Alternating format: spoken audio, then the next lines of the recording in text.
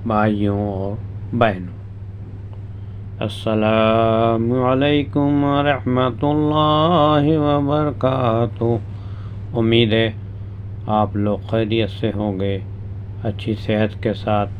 अल्लाह आप लोगों को हमेशा खुश रखे अच्छी सेहत के साथ। तो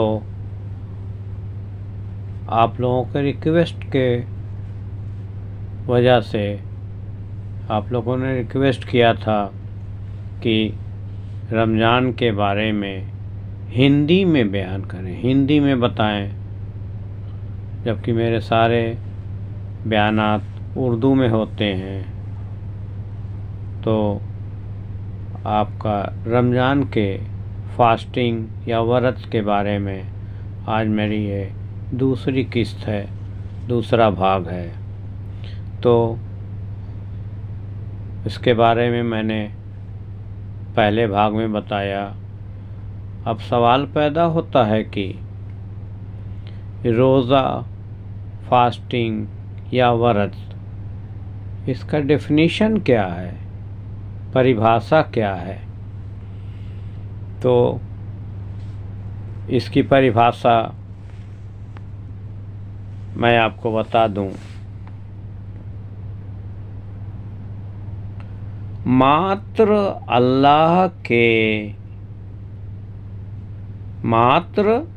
अल्लाह की उपासना के इरादे से भोर समय से सूरज डूबने तक खाने पीने तथा पत्नी के साथ सहवास करने से रुक जाना, यही रोज़ा की परिभाषा है।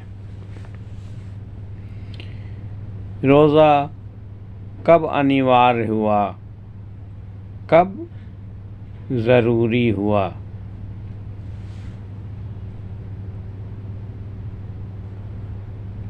रोज़ा इस्लाम के 5 स्तंभों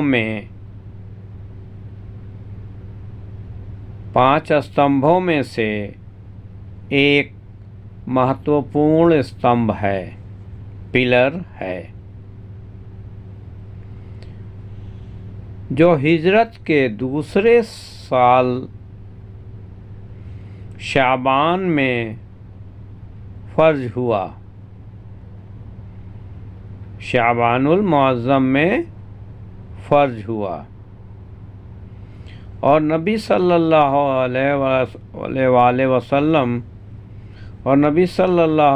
अलैहि वसल्लम को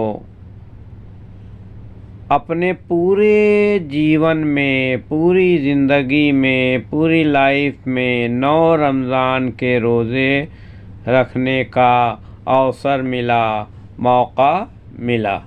अब रोज़ा का महत्व, इम्पोर्टेंस ऑफ फास्टिंग। रोज़ा का महत्व। रोज़ा बहुत महत्वपूर्ण इबादत है।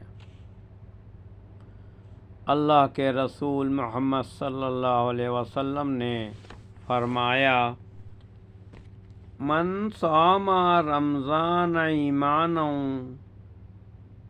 वहतिसाबन गुफ़िर लहू मा तक़द्दमा मिन ज़म्बिही, मुत्तफ़क़ अलैह। इसका अनुवाद, इसका मतलब ये है, जिसने ईमान और सवाब की नीयत से रोज़ा रखा, उसके प्रत्येक पिछले गुनाह माफ़ कर दिए जाएंगे, क्षमा कर दिए जाएंगे। एक दूसरी जगह अल्लाह के रसूल सल्लल्लाहु अलैहि वसल्लम का कथन है कि अल्लाह ताला ने फरमाया, काला ताला, अल्लाह ताला ने फरमाया, आदम की संतान को उसकी नेकी के बदले में 10 गुना से लेकर 700 गुना तक पुण्य मिलता है, यानी सवाब मिलता है। जबकि रोज़ा इससे पृथक है यानी अलग है, इसलिए कि रोज़ा केवल मेरे लिए है और मैं ही उसका बदला दूंगा। बंदे ने अपनी ख्वाहिश, संभोग और खान पान को केवल मेरे कारण छोड़ दिया और रोज़ेदार की खुशी के 2 अवसर हैं। एक तो इफ्तार के समय, दूसरे अल्लाह से मुलाकात के समय। और रोज़ेदार के मुंह की बू अल्लाह ताला को सुगंध से अधिक प्रिय है, पसंद है। ये मुस्लिम शरीफ में है। रोज़ा की एक फ़जीलत ये भी है कि अल्लाह ताला ने स्वर्ग में एक द्वार तैयार कर रखा है जिससे केवल रोज़ेदार ही प्रवेश करेंगे, दाखिल करेंगे। उसका नाम रैयान है। हदीस में है, फिल जन्नति समानियतु अबवाब फीहा बाबुन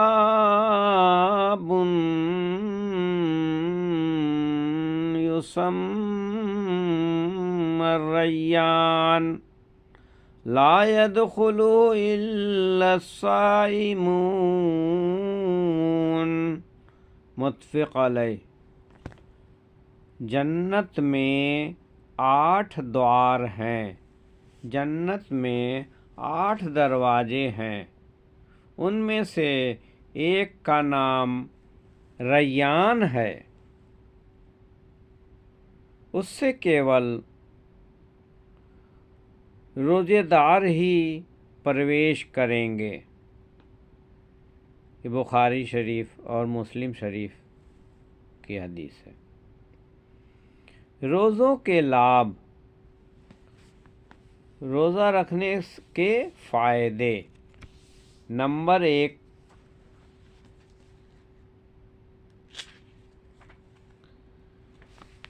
इस्लाम में रोज़ा का मूल उद्देश्य ईश्वरी आज्ञा पालन और ईश भाव है।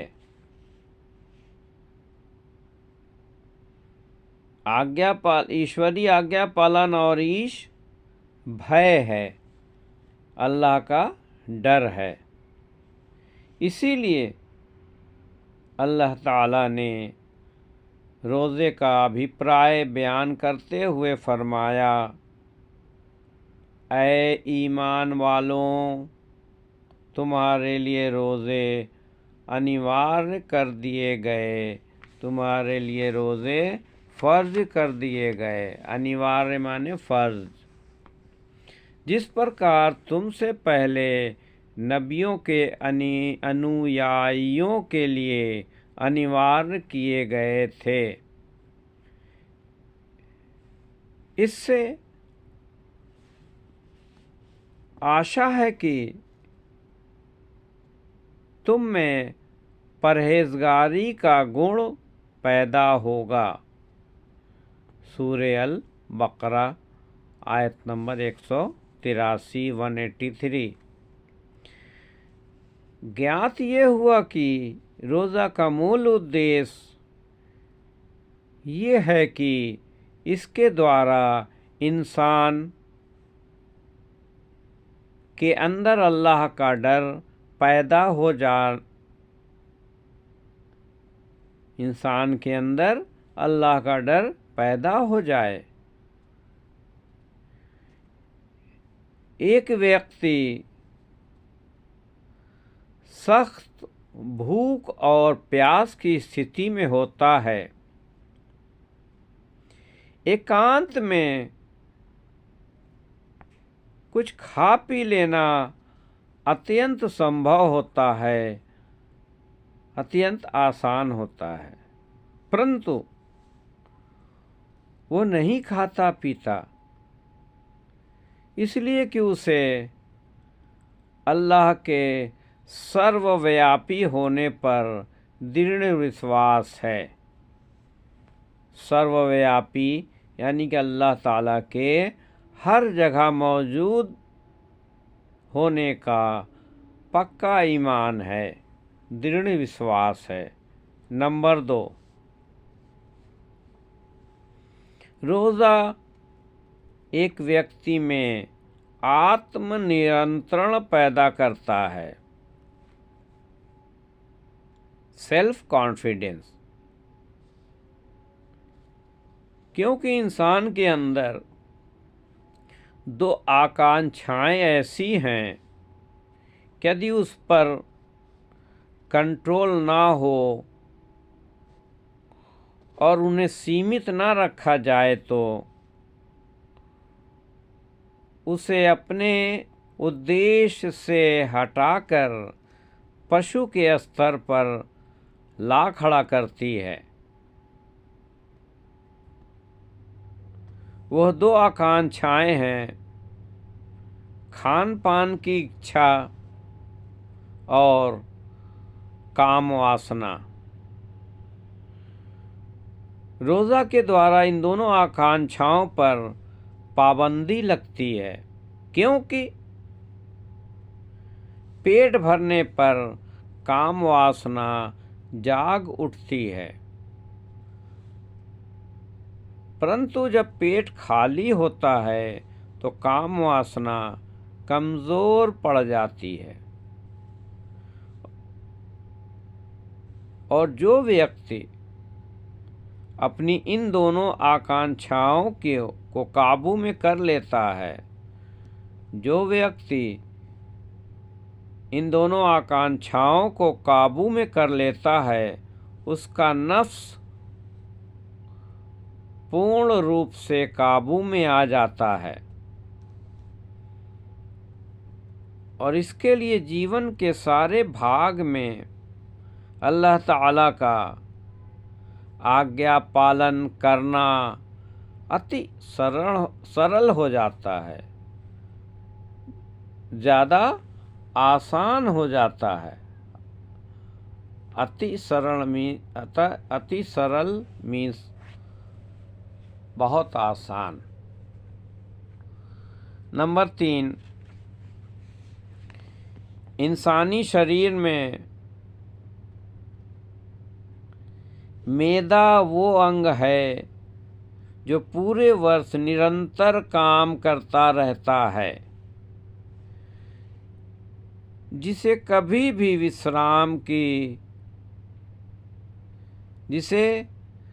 कभी विश्राम की ज़रूरत पड़ती है, वरना शरीर बीमारी का शिकार हो जाएगा। मॉस्को यूनिवर्सिटी के एक प्रोफेसर बिन्यामीन का कहना है, कभी कभी मानव स्वभाव खाने का इच्छुक नहीं होता, कभी कभी मानव स्वभाव खाने का इच्छुक नहीं होता, मानो वो स्वयं पर ज़बरदस्ती रोज़ा को अनिवार्य करता है ताकि मैदा को आराम मिल सके।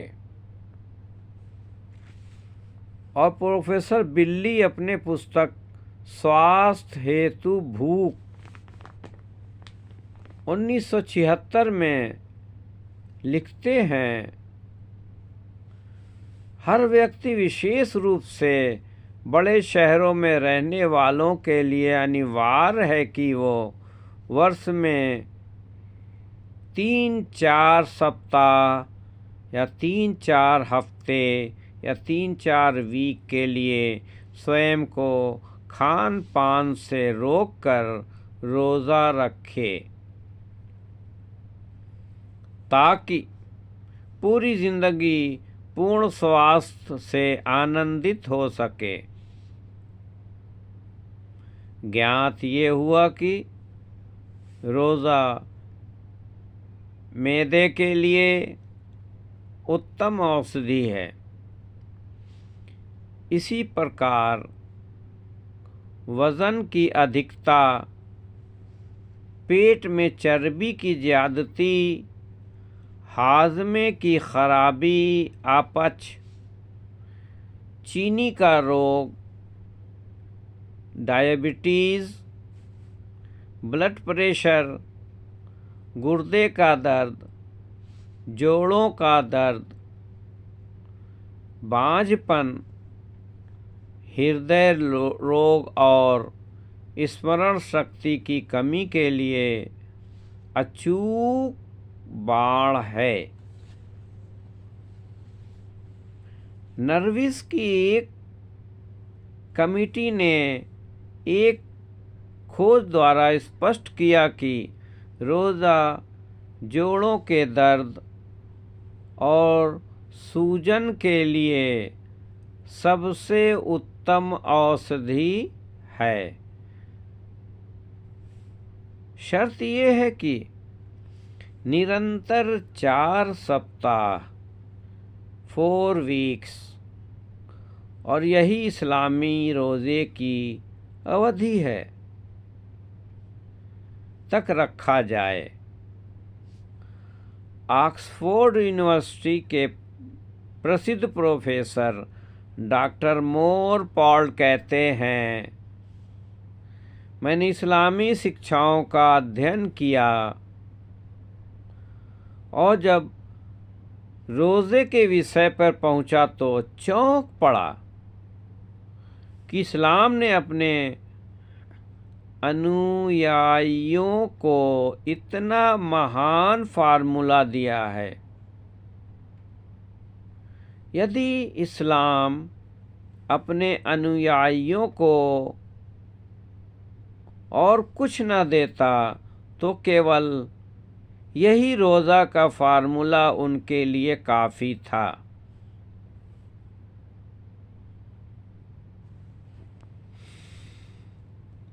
सत्य कहा है मोहम्मद सल्लल्लाहु अलैहि वसल्लम ने, रोज़ा रखो निरोग रहोगे।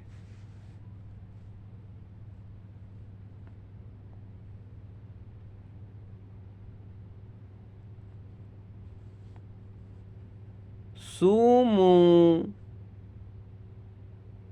तसिहु, रवा इब्न रस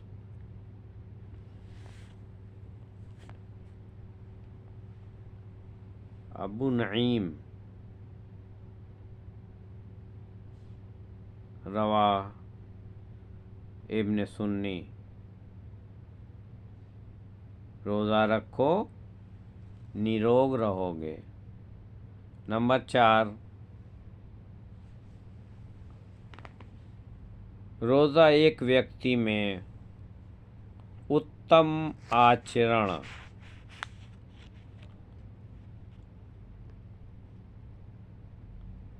अच्छा व्यवहार तथा स्वच्छ गुण पैदा करता है।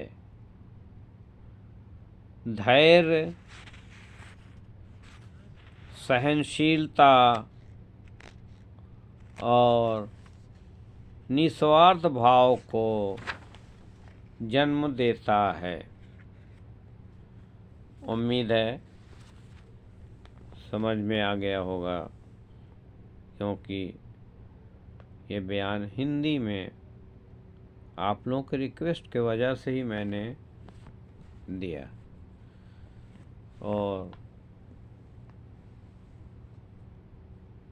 इसमें कोई गलती, कुछ कमी रह गई हो तो इसको आप अपने कमेंट्स में हमें बताएं। मैं आपका कमेंट्स पढ़ता हूँ और आपके कमेंट्स ही मेरी ताकत है, मेरी हिम्मत है। तो मुझे आपके दिए हुए हिम्मत का इंतज़ार है। और मेरे इस वीडियो को लाइक करें, सब्सक्राइब करें, शेयर करें। पहली बार आए हों तो मेरे चैनल को सब्सक्राइब करके बेल आइकन को एक्टिवेट करके ऑल पे क्लिक कर दें। इससे हमारे आने वाले सभी वीडियो के नोटिफिकेशन आप तक वक्त से पहुंचता रहेगा।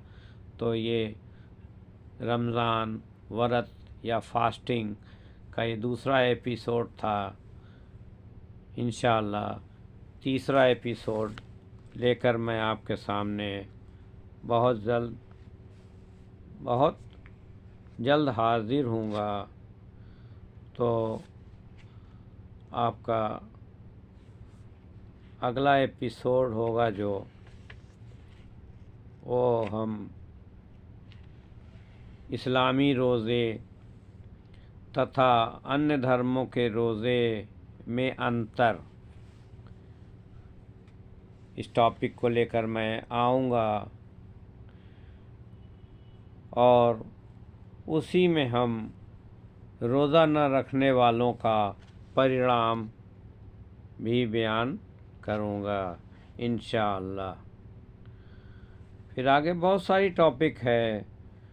रोज़ा कब से रखा जाए, रोज़ा की नियत, रोज़ा किन पे अनिवार्य है, मासिक चक्र तथा निफास वाली महिलाओं के लिए, फिर गर्भवती तथा दूध पिलाने वाली महिलाओं के लिए, नाबालिग बच्चे, यात्री यानी कि सफ़र में रोज़ा कैसे रखा जाए या ना रखा जाए, जो भी है इसके बारे में मेरा बयान होगा। फिर इसी सिलसिले में किन किन चीज़ों से रोज़ा नहीं टूटता है और किन किन चीज़ों से रोज़ा टूट जाता है, और वो चीज़ें जो रोज़ा में अप्रिय हैं। फिर इसी तरह से बाकी टॉपिक हैं, सहरी खाना, अफ्तार करना। तो अगले एपिसोड में हम थोड़े थोड़े पार्ट को लेकर के आपके सामने हाजिर होऊंगा। ये वीडियो थोड़ा बड़ा हो गया है तो इंशाल्लाह कोशिश करेंगे कि इसके बाद के एपिसोड छोटे छोटे हों आप लोग की आसानी के लिए। तब तक के लिए मुझे इजाज़त दीजिए। अल्लाह हाफिज़, फ़ी अमान अल्लाह। अल्लाह अपनों को हमेशा खुश रखे, अच्छी सेहत अता फ़रमाए, रोज़ा रखने की तौफ़ीक़ अता फ़रमाए। आप लोगों के रोज़ों को अल्लाह ताला कबूल फ़रमाए, इबादत को कबूल फ़रमाए। ज़्यादा से ज़्यादा तिलावत इस महीने में करने की तौफ़ीक़ अता फ़रमाए। ज़्यादा से ज़्यादा दरूद शरीफ पढ़ने की तौफ़ीक़ अता फ़रमाए। हर नमाज को जमात के साथ पढ़ने की तौफ़ीक़ अता फ़रमाए। आमीन सुम्मा आमीन।